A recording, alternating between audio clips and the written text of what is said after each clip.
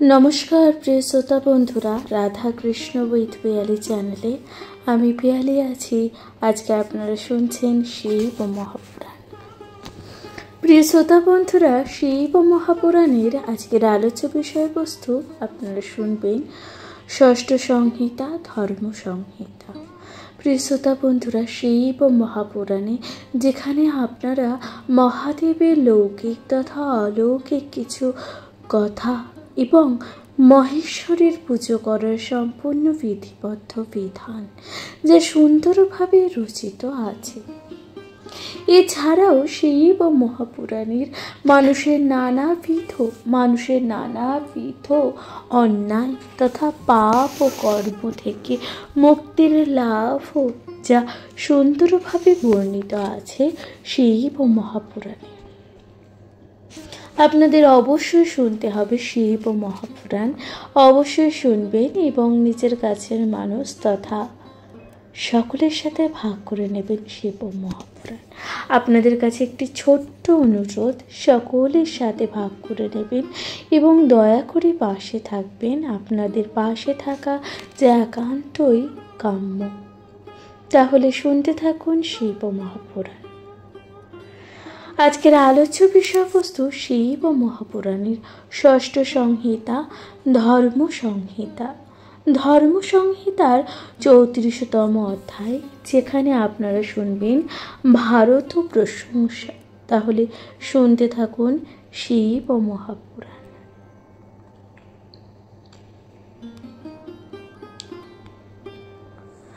সনত কুমার বললেন, হিমাদ্রির দক্ষিণ দিকে, হিমাদ্রির এই যে দক্ষিণ দিকে এবং সাগরের উত্তর দিকে অবস্থিত ভারতবর্ষ। তাহলে ভারতবর্ষ কোথায় অবস্থিত? সনত কুমার বলছেন যে হিমাদ্রির দক্ষিণ দিকে এবং সাগরের উত্তর দিকে অবস্থিত ভারতবর্ষ। এই ভারতবর্ষের বিস্তার হলো ৯,০০০ যোজন। তাহলে এই ভারতবর্ষের বিস্তার কত দূর? ৯,০০০ যোজন। এই স্থান হলো প্রকৃতি কর্মভূমি। এই স্থানকে প্রকৃতির কর্মভূমি। এই স্থান স্বর্গের মতন পবিত্র। এই যে ভারতবর্ষ, এই ভারতবর্ষকে বলেছে যে স্বর্গের মতন পবিত্র ভূমি। পুণ্যকর্মী মানুষ এই স্থান থেকে স্বর্গের মতো পবিত্র স্থানে যেতে পারে। অর্থাৎ মানুষ পুণ্যকর্মের জন্য এই যে স্থান অর্থাৎ এই ভারত ভূমি থেকেই স্বর্গে যেতে পারে, তারাই মুক্তি লাভ করতে পারে। আর যারা পাপ কাজ করে তারা নরকে গমন করে। আর এই যে ভারত ভূমিতে থেকে যারা পাপ কর্ম করে তাদের কি হয়? নরকে তারা গমন করে। এই ভারতবর্ষের আবার 9টি ভাগ। এই যে ভারতবর্ষের আবার কয়টি ভাগ? 9টি ভাগ। কি কি? সেগুলি হলো ইন্দ্র, দুঃখ্ম, কশেরু, তাম্রবর্ণ, গভস্তিমান, নাগদেব, সৌম, গান্ধর্ব, বরুণ। এছাড়া আছে সাগর সংবৃত দেব। এছাড়া কি আছে? সাগর সংবৃত দেব। এটি হলো 9ম স্থান। তাহলে এটি হলো 9ম স্থান। এই সাগর সংবৃত দ্বীপটি উত্তর ও দক্ষিণ দিকে 1000 যোজন বিস্তৃত। তাহলে এই যে সাগর সংবৃত যে দ্বীপটি, তাহলে এটি কত দূর অবধি বিস্তৃত? উত্তর ও দক্ষিণ দিক পর্যন্ত বিস্তৃত। এই দ্বীপের পূর্ব দিকে বাস করে কিরাতগণ। এই দ্বীপের পূর্ব দিকে কি বাস করে? কিরাতগণ। পশ্চিম দিকে বাস করে যবনগণ। পশ্চিম দিকে কে বাস করেন? যবনগণ। দক্ষিণ দিকে বাস করে অন্ধ জাতি। উত্তরে বাস করে তুরস্কগণ। এই দ্বীপের মধ্যখানে বাস করে ব্রাহ্মণ, ক্ষত্রিয়, বৈশ্য, শোক, শূদ্র জাতির মানুষ। তাহলে এই যে দ্বীপের মাঝখানে বাস করে কারা কারা? ব্রাহ্মণ, ক্ষত্রিয় ও বৈশ্য ও শূদ্র জাতির মানুষেরা।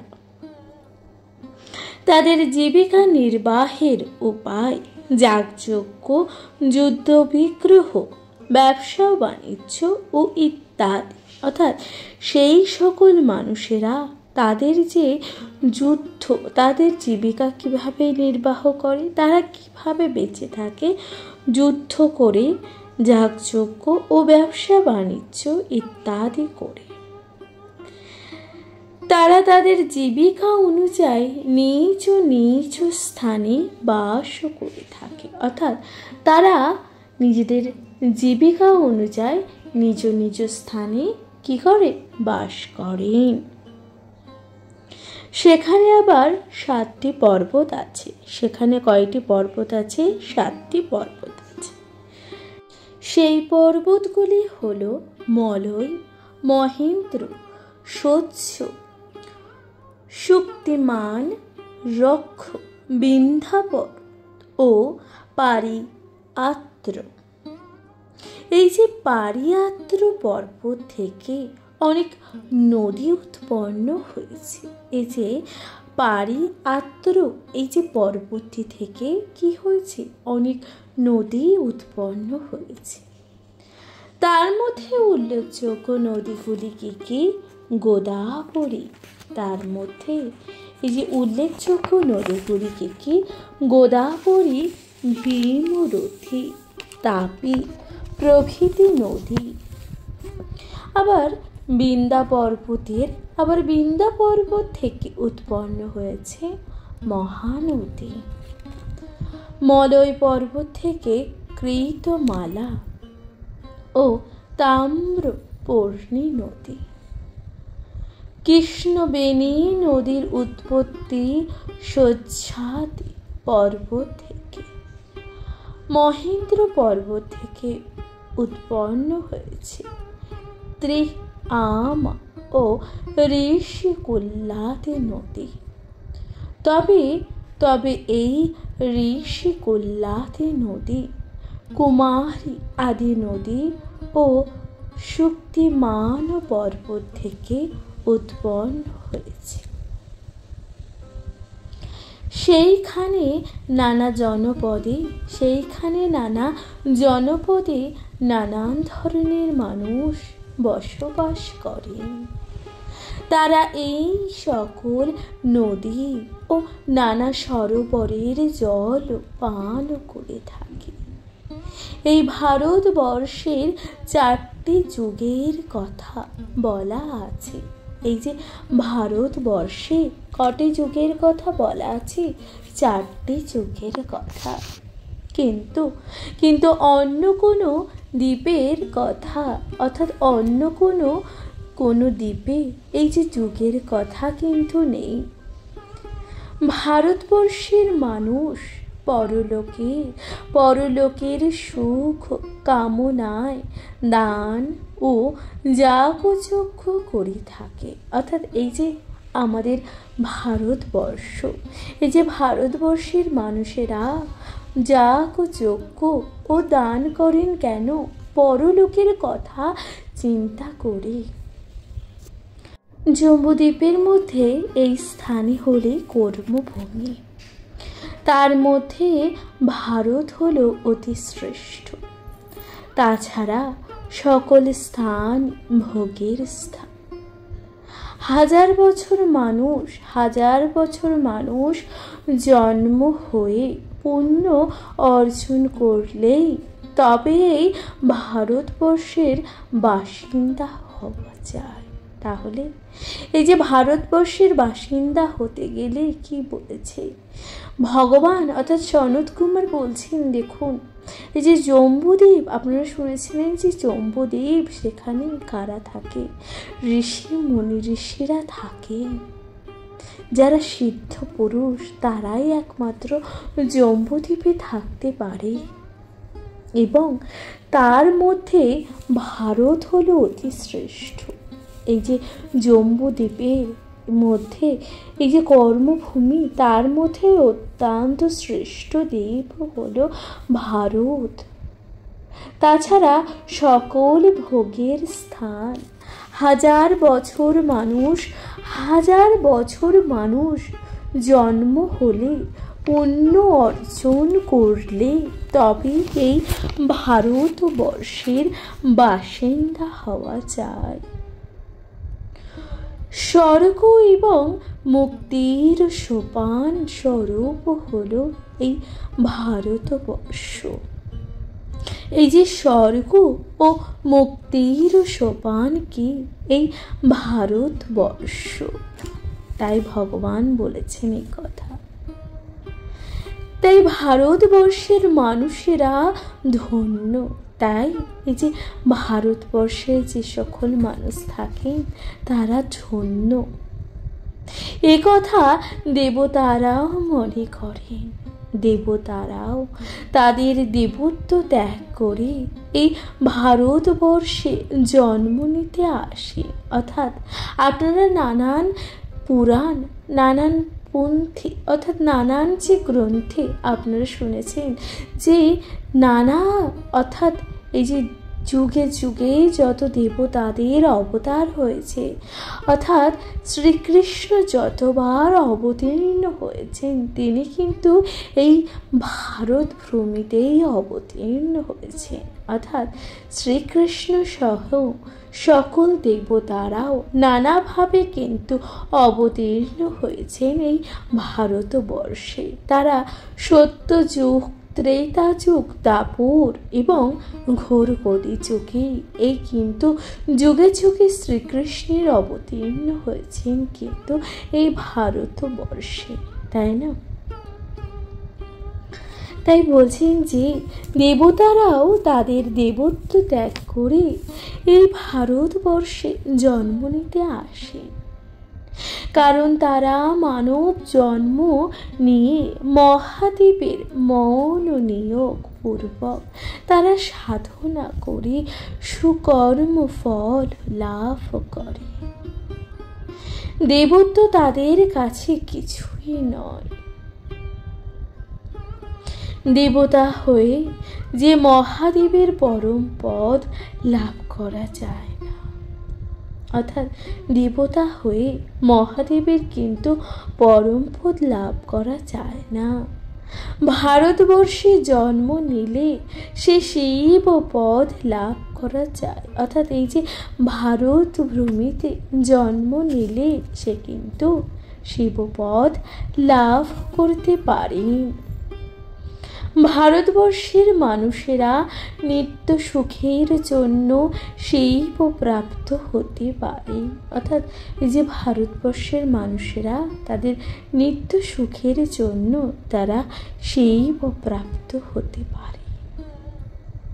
ফলে মানুষ পূর্বকৃত কর্মে নিবৃষ্ট থাকে।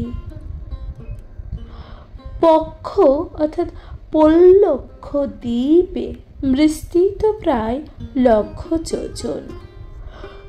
পলক্ষ দ্বীপ আয়তনে ভারতের থেকে বড়। এই পলক্ষ দ্বীপ খার সমুদ্রকে বেষ্টন করে আছে। তার পরিমাণ ভারতবর্ষের প্রায় দ্বিগুণ। এই দ্বীপে গোমেদ, চন্দ্র, নারদ ও সমুখ, সুমনা, দন্দোভি, বৈভাজ নামে 7টি বর্ষ পর্বত আছে। এই সকল বর্ষ পর্বতে দেবতা, গান্ধর্ব ও দেবতা, গান্ধর্ব ও প্রজাগণ আনন্দের সঙ্গে বাস করে থাকে। এই দেশের কোনো স্থানে কোনো সময় প্রজারা দুঃখ কষ্ট পায় না। এখানকার মানুষ অযুত বৎসর ধরে জীবিত থাকে। অর্থাৎ এই যে স্থানের মানুষেরা অযুত বছর ধরে জীবিত থাকে, এখানেও প্রধান 7টি নদী আছে। সেই নদীগুলি কি কি? সেই নদীগুলি হলো অনুতপ্তা, শিখা, পাপগ্নি, ত্রিদীপা, কৃপ, অমৃতা, সুকৃতা। এই প্রধান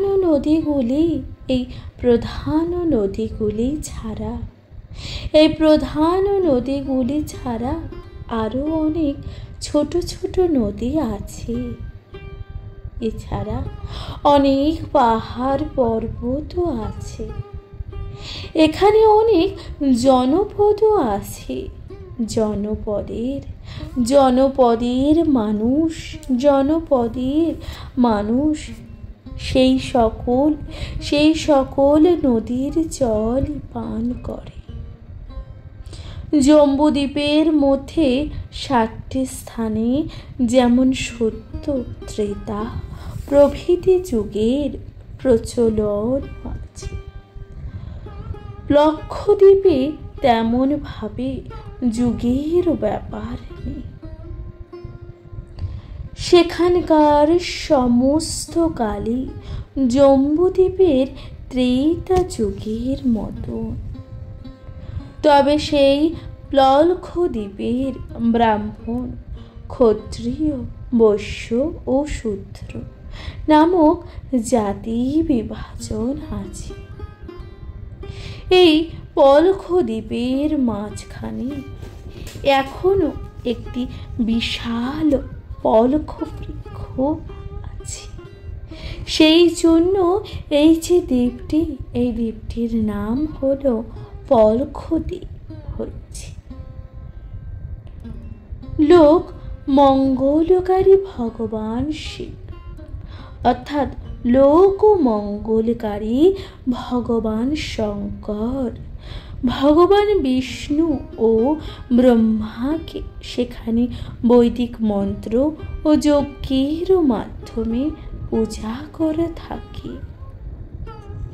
এছাড়া আছে শালমগ্নি নামে একটি দ্বীপ।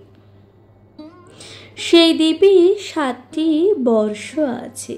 সেগুলি হলো শ্বেত, হরিত, জিমিত, রোহিত, বৈদত্ত, মানস, সুপ্রভ।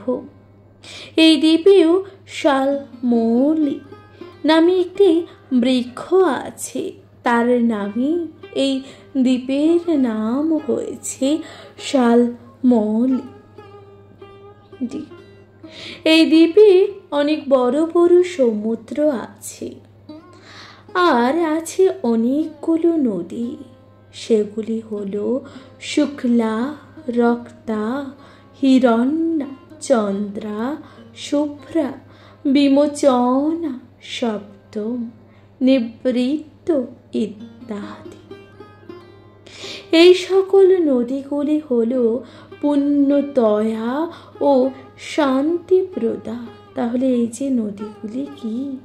এই নদীগুলি হলো পুণ্যতয়া ও শান্তিপ্রদা। এখানে যে 7টি বর্ষ আছে, সেখানেও ব্রাহ্মণ, ক্ষত্রিয় প্রভৃতি 4টি জাতি বাস করে। তারা ভক্তি করে ভগবান বিষ্ণুর পুজো করে থাকে। তাহলে এইখানে যে 4টি জাতি আছে, সেখানেও ব্রাহ্মণ, ক্ষত্রিয়, বৈশ্য, শূদ্র থাকে। তারাও ভক্তি ভরে বিষ্ণুদেবের পুজো করে থাকে। এই সকল জাতির মানুষ যাগ, যজ্ঞ, পূজা পাঠ ইত্যাদি করে। এই স্থানে দেবতাদের যাতায়াত নিত্য। এই দ্বীপটি সুরত সমুদ্র দিয়ে ঘেরা। এরপর কোন দ্বীপের কথা বলা হচ্ছে? কুশদ্বীপ। কুশদ্বীপ নামে যে দ্বীপটি আছে তার চারিদিকে বিশাল সমুদ্র দিয়ে ঘেরা। সেখানে বাস করে দৈত্য, মানুষ, দানব এবং এবং দেবতা, গন্ধর্ব, যক্ষ, কিংপুরুষ ইত্যাদি। তারা নিজ নিজ ধর্ম অনুষ্ঠান পালন করে। সেখানেও ব্রাহ্মণ, ক্ষত্রিয় ইত্যাদি 4টি বর্ণের মানুষ বাস করে। ব্রহ্মস্বরূপ ভগবান জনার্দন ও সর্বকামপ্রদ ভগবান ঈশানের পূজা এখানকার মানুষেরা করে থাকেন। এখানেও 7টি বর্ষ আছে। সেগুলি হলো কুশ, শয়, হরি, দ্যুতিমান, পুষ্পবান, মণিদ্রুম, মহাশৈল, মন্দরাচল। তাছাড়া 7টি নদী আছে। সেগুলি কি? ধূত, পাপা, শিবা, পবিত্রা, সহমিতি, বিদ্যা, দম্ভা ও মহি। এই সকল নদী হলো সর্বপাপ হরা। তাহলে এই যে সকল নদী কি? এই সকল নদী হলো সর্বপাপ হরা। এছাড়া আরো অনেক ছোট ছোট নদী আছে। এছাড়াও আর কি আছে? আরো অনেক ছোট ছোট এখানে নদী আছে। এখানে আরো ছোট ছোট নদী আছে। সেগুলি হলো, তাই বলছেন ভগবান এখানে অর্থাৎ ব্রহ্মা স্বয়ং ভগবান জনার্দন ও সর্বকামপ্রদ ভগবানের ঈশানের পুজো করে। এবং এই সকল এখানে ছোট ছোট নদী আছে। তাছাড়া 7টি নদী হলো কি? ধূত, পাপা, শিবা, পবিত্রা, সমিতি, বিদ্যা ও দম্ভমহি। এই সকল নদী হলো সর্বপাপ হরা। এছাড়া আরো অনেক ছোট ছোট নদী আছে। সেগুলি হলো শুভ সলীলা, হেমশিকতা সম্পূর্ণ। কুশদ্বীপে অনেক কুশস্তম্ভ আছে ঘৃতদ সমুদ্র। ক্রঞ্চ নামে অন্য একটি মহাদ্বীপ আছে। সেই দ্বীপটি অধিমন্দদক নামক সমুদ্র দিয়ে ঘেরা। সেই দ্বীপের বর্ষ বা স্থানগুলি হল কৌঞ্চ, বামন, অন্ধকারক, দ্বীপ, বৃত্তমনা, পুণ্ডরীক, দুন্ধুভি। সেই সকল স্থানগুলি হল সোনার মতন সুন্দর ও অতি রমণীয়। ফলে সেখানকার প্রজা সকল আনন্দের সঙ্গে ভয় শূন্য হয়ে বসবাস করে। সেখানকার মানুষ স্বয়ং দেবতাদের সঙ্গে বাস করে। তাহলে সেখানকার মানুষ স্বয়ং দেবতাদের সঙ্গে বাস করে। সেখানেও ব্রাহ্মণ, ক্ষত্রিয়, বৈশ্য, শূদ্র প্রভৃতি 4টি জাতির মানুষ বাস করে। সেখানেও 7টি মহানদী ও অসংখ্য ছোট ছোট নদী আছে। সেই 7টি মহানদী হল গৌরী, কুম, দ্বীপ, সন্ধ্যা, রাত্রি, মনোজবা, খ্যাতি ও পুণ্ডরিকা। এই 7টি নদী হল পূর্ণ সলিলা। মানুষ এই সকল নদীর জল পান করে থাকে। মানুষ এই সকল নদীর জল কি করে পান করে থাকে? সেখানকার মানুষ যোগী। তারা যোগ অবলম্বন করে ভগবান শঙ্করের পুজো করে থাকে। তাহলে সেখানকার মানুষ কি করে? যোগ অবলম্বন করে তারা ভগবান শঙ্করের পুজো করে থাকে। তাহলে এই কঞ্চ পর্বতের অর্থাৎ কঞ্চ মহাদ্বীপের কথা আপনারা শুনলেন। এছাড়াও আছে সমুদ্র বেষ্টিত বিশাল শাকদ্বীপ। এরপর আপনারা শুনবেন শাকদ্বীপের কথা। এখানেও অনেক ছোট বড় পর্বত আছে। পূর্ব দিক থেকে উদয়গিরি আর অন্যান্য দিকে রয়েছে শ্যামগিরি, আস্তগিরি, অম্বিকেয় ও কেশরী পর্বত। এখানেও আছে শাক নামে একটি মহাবৃক্ষ। তাহলে এখানে কি আছে? শাক নামে একটি মহাবৃক্ষ। গান্ধর্ব বর্ণ সেই বৃক্ষের পুজো করেন। মাদকদ্বীপে ব্রাহ্মণ, ক্ষত্রিয়, বৈশ্য, শূদ্র এই 4 বর্ণের মানুষ বসবাস করেন। এখানে 7টি মহানদী আছে। সেগুলি হল সুকুমারী, কুমারী, নলিনী, রেণুকা, দয়া, ইক্ষু, গম্ভস্থী। এছাড়াও আছে ছোট বড় নদী। এছাড়াও আর কি আছে? ছোট বড় অনেক নদী। তাহলে আপনারা শুনলেন শাকদ্বীপের কথা। সেখানে কেউ কাউকে অসম্মান তো করে না। এখানে বেশি লোক সূর্য পূজা করে। এই শাকদ্বীপকে ঘিরে আছে ক্ষীরোদ সমুদ্র। এই সমুদ্রে পুষ্কর নামে একটি দ্বীপ আছে। প্রায় 5000 যোজন উপরে এই দ্বীপ। এর বিস্তৃতি আছে 5 লক্ষ যোজন। এই পুষ্কর দ্বীপে বলয়ের মতন আকৃতি বিশিষ্ট। তাহলে এই যে পুষ্কর দ্বীপে কি বলছে? বলয়ের মতন এর আকৃতি বিশিষ্ট।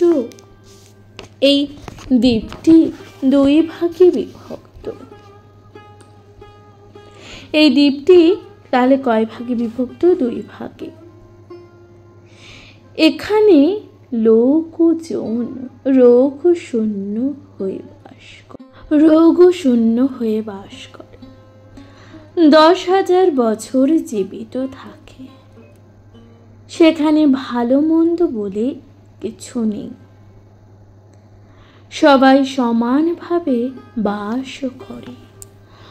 যারা ব্যাধিহীন মানুষ সেখানে স্বাধীন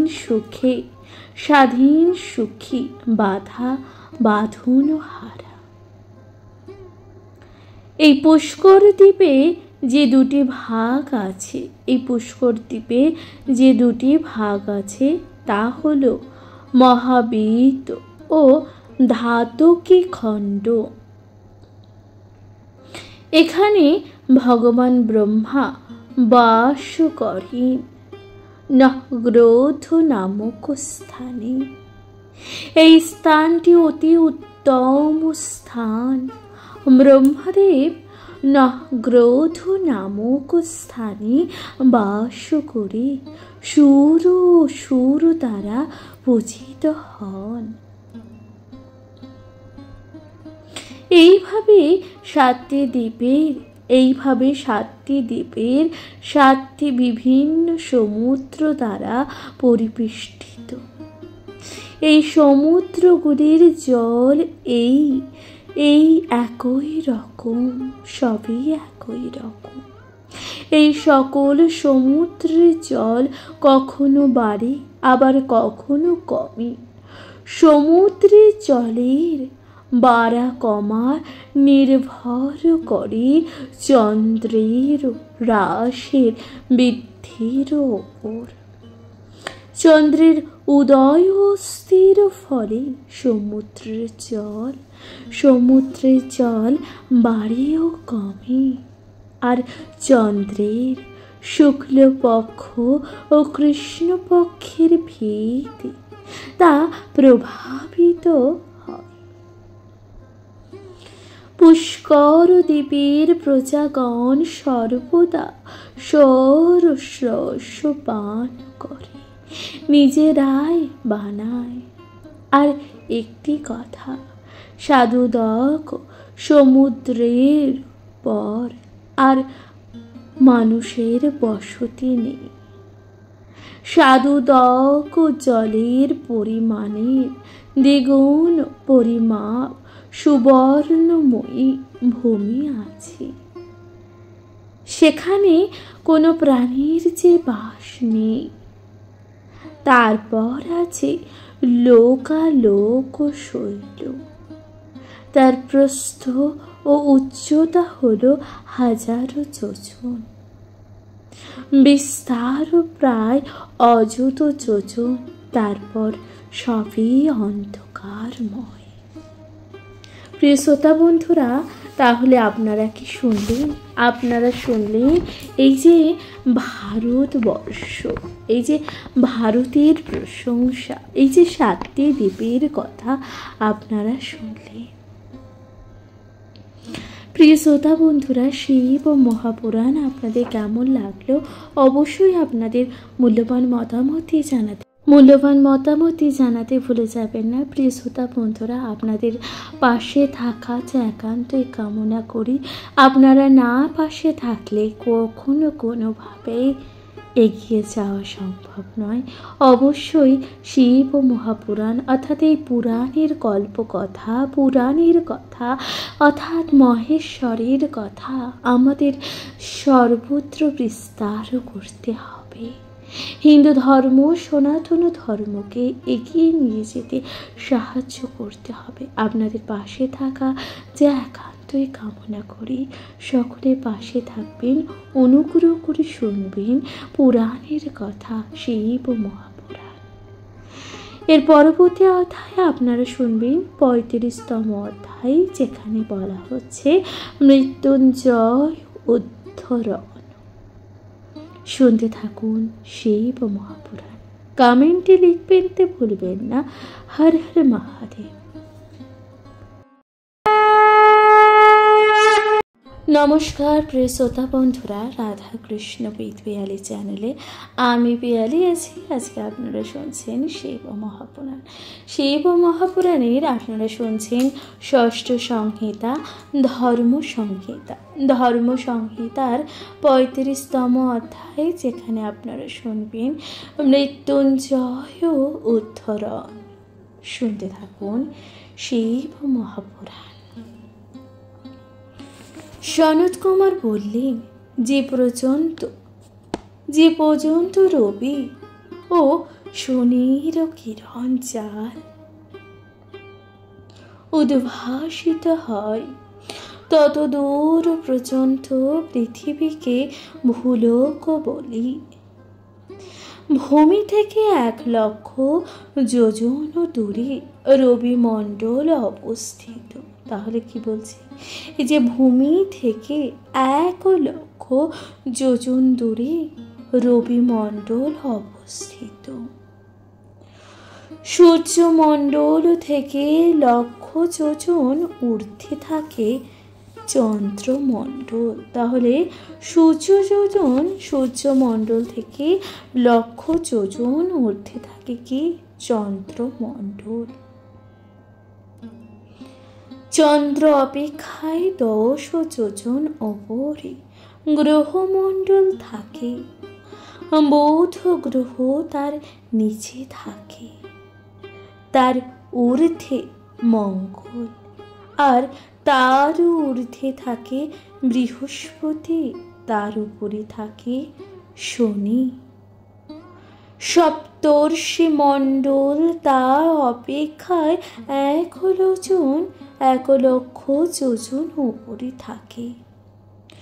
সমস্ত জ্যোতিষ চক্রের মধ্যভূত ধ্রুব অবস্থান কল্পবাসীরা বাস করে।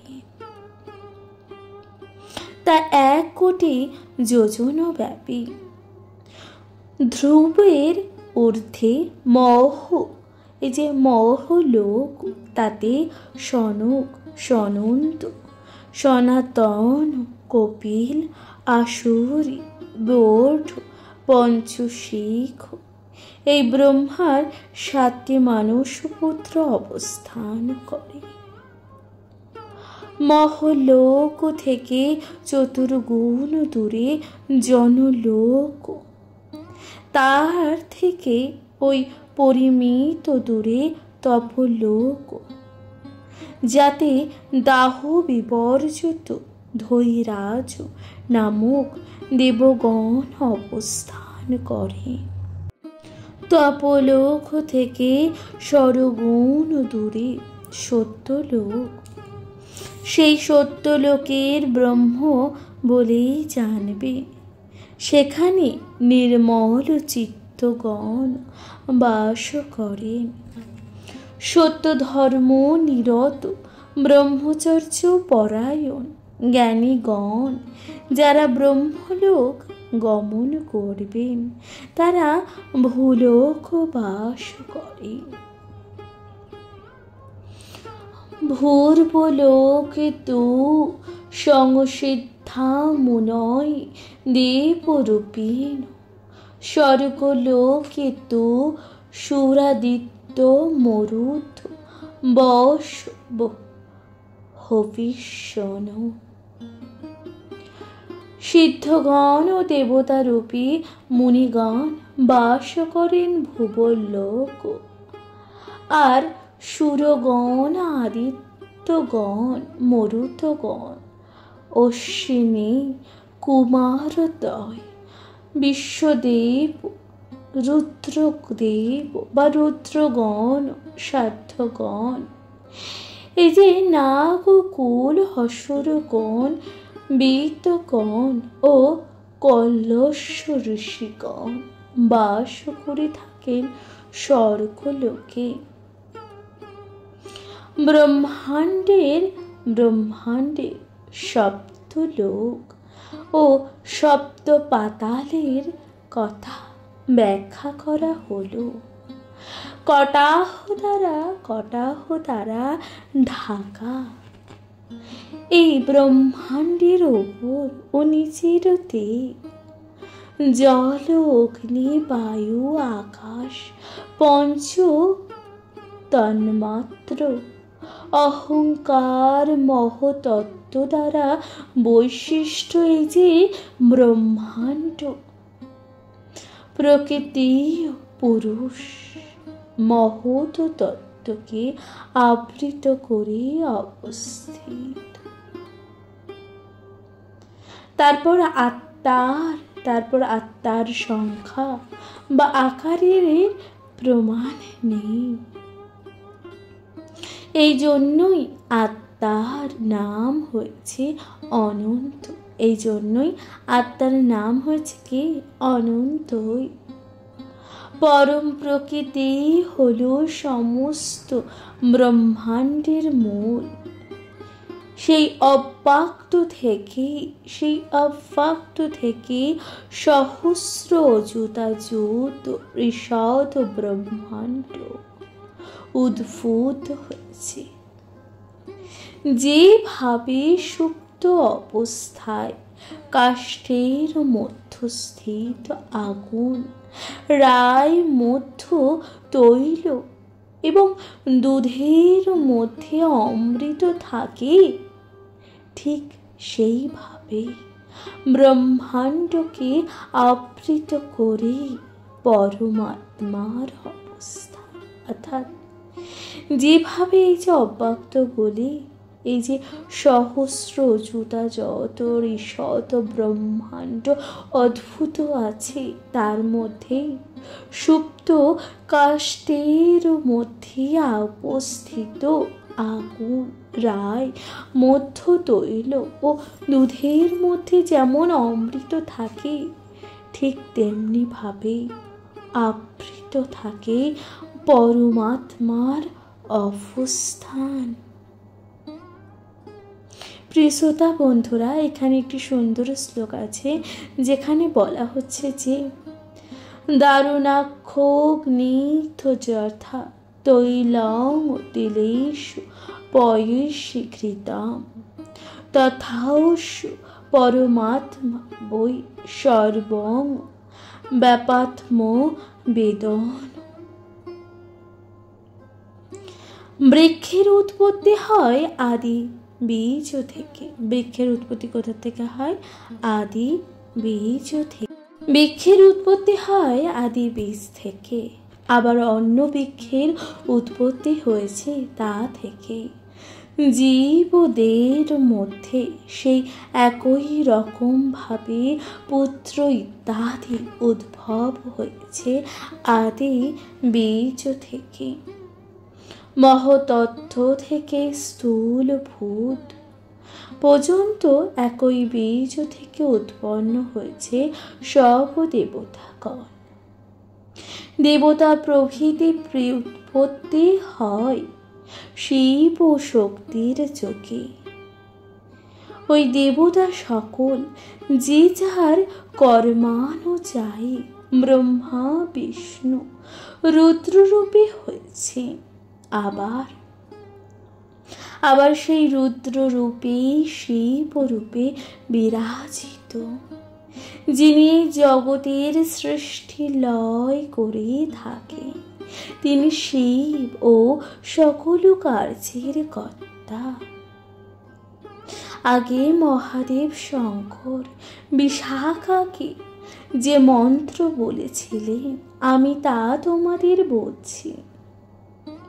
শঙ্করের অতি প্রিয় মন্ত্র হল সনৎ কুমার বললেন, তোমরা মনোযোগে তা শ্রবণ করো। শঙ্কর প্রথমে প্রণব মন্ত্রোচ্চারের দ্বারা দ্বার শুরু করেছিলেন, তোমরাও তা করবে। এরপর কি বলছে? তোমরাও তা করবে। এরপর উচ্চারণ করবে প্রসাদ বীজ। তারপর চ বর্গের তৃতীয় বর্ণ উচ্চারণ কালে দুবার পঞ্চম স্বর যুক্ত দ্বার, তাতে বিন্দু যোগ করতে হবে। এরপর বিসর্গ যোগ করে হবে প বর্গের তৃতীয় বর্ণে। মহাদেবের সর্বার্থ সাধক পরম মন্ত্র হল এটি। এই মন্ত্র সর্বশ্রেষ্ঠ, মোক্ষ, পরম পবিত্র, পরম ধর্ম, পরম বিভু, সকল মহাপাপ দূরীভূত হল এই মহামন্ত্র স্মরণ মাত্র। আরো নানা পাপ দূর হয়, যেমন ব্রহ্মহত্যা জনিত পাপ, সুরাপান, সোনা চুরি, ভ্রূণ হত্যা, গুরু হত্যা, বন্ধু হত্যা, গো হত্যার মতন সকল পাপ দূর হয় এই মন্ত্র জপ করে। সাধক ব্যক্তিরও শত সহস্র পাপ দূর হয় এই মন্ত্র পাঠ করে বা এই মন্ত্র জপ করে। সে যদি মহাদেবের মাথায় ফুলও দেয়, সেই সঙ্গে কোটি কোটি পুণ্য অর্জন হয়ে থাকে এই মন্ত্রের ফলে। তাহলে এই মন্ত্রটি কি? এই মন্ত্রটি হলো শতজাপস্য মন্ত্রস্য পূর্ণ পুষ্পং নস্য শিবস্য কি কোটি মন্ত্রাচিতং পূর্ণং লভতে সাধক উত্তম। কোনো ব্যক্তি যদি ত্রিসন্ধ্যায় যত্ন সহকারে শতবার এই মন্ত্র জপ করে, তাকে মৃত্যু বশীভূত করতে পারবে না। শত কোটি জন্মের পাপ থেকে মুক্তি লাভ করতে পারে। কপালে, বক্তে, শরীরে, নাভিতে, গুহে, দুই বাহুতে, দুই হাতে, পাশে, পৃষ্ঠে এবং জানুতে, জঙ্ঘায়, গোলকে, পাদতাজে ন্যাসপূর্বক এই মন্ত্র জপ করতে হবে। আবার এই মন্ত্র জপে সকল যুদ্ধক্ষেত্রে জয়লাভ অবশ্যম্ভাবী। এই মন্ত্র যে জপ করে সে ব্যক্তি অতুল সৌভাগ্যের অধিকারী হয়। দিবারাত্রি যে কোনো অবস্থায়, যে কোনো সময় মানুষ স্বভাব সাহায্যে সিদ্ধি লাভে সক্ষম হয়। স্ত্রী সহযোগে সাধক যদি মৃত্যুঞ্জয় মন্ত্র বসে দিনের 3টি সময় জপ করে, তাহলে তার সিদ্ধি লাভে সক্ষম হবে। স্ত্রী সহযোগে সাধক যদি মৃত্যুঞ্জয় মন্ত্র দিনের 3টি সময় জপ করে অথবা উপবাস করে বা মৌনব্রত অথবা ব্রহ্মচর্য পালন করে, তাহলে সেই ব্যক্তি নিঃসন্দেহে সিদ্ধি লাভ করবে। এবং হি ধায় তস্যস্থ দিব্যং রূপং প্রজায়তে অনিমাদি গুণা বাপ্তি মল্ল গতি রূপবান। প্রিয় শ্রোতা বন্ধুরা, তাহলে আপনারা শুনলেন এই যে মৃত্যুঞ্জয় মন্ত্রে উদ্ধরণ এবং মৃত্যুঞ্জয় মন্ত্র জপ করলে কি ফললাভ হয়, আপনারা তা শুনলেন। প্রিয় শ্রোতা বন্ধুরা, শিব মহাপুরাণ আপনাদের কেমন লাগলো অবশ্যই আপনাদের গুরুত্বপূর্ণ মতামত দিয়ে জানাতে ভুলে যাবেন না। চ্যানেলে প্রথমবার শুনে থাকলে অবশ্যই পাশে থাকবেন। নিজের কাছের মানুষ, প্রিয়জন সকলের সাথে ভাগ করে নিতে ভুলবেন না শিব মহাপুরাণ। তাহলে আজকের মতো জানাচ্ছি এখানে বিদায়। ভালো থাকবেন, সুস্থ থাকবেন, শুনতে থাকবেন শিব মহাপুরাণ। কমেন্টে লিখতে ভুলে যাবেন না হর হর মহাদেব। নিজের কাছের মানুষ, প্রিয়জন সকলের সাথে ভাগ করে নেবেন শিব মহাপুরাণ। নমস্কার।